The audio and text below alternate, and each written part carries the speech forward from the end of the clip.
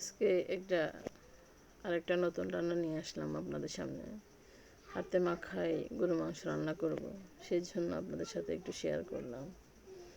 তো গরু মাংসগুলো আমি আগে লবণ দিয়ে একটু সিদ্ধ করে রেখেছিলাম।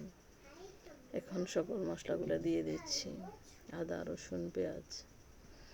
এখন বাজারে আমাদের দেশীয় পেঁয়াজ আছে, দামও কম আছে, সেই জন্য ভালোই পেঁয়াজ কাটা হচ্ছে। সকল মশলাগুলো দিয়ে মাংসগুলো মাখাই নিচ্ছি। তেজপাতা, এলাচিগুলো থেতলে দিয়েছি, দেখেন। লবণ দিচ্ছি, হলুদ মরিচ দিব,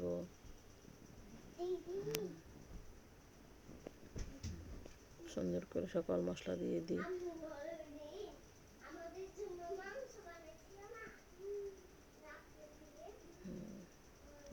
জিরার গুঁড়া, ধনিয়ার গুঁড়া দিয়ে দিচ্ছি,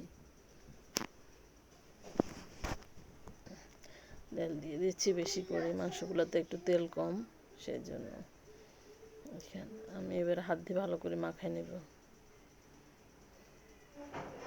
তাজা গরু মাংস কিন্তু হাত দিয়ে মাখায় রান্না করলে বেশ মজা হয়।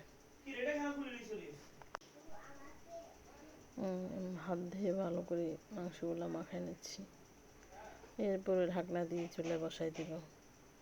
দেখেন, চাইলে আপনারাও আমার মতো ট্রাই করতে পারেন। খেতে বেশ ভালোই লাগছে। দেখেন, কষাই নিতেছি, একটু ঝোল দিয়ে দিলাম। কষানো শেষে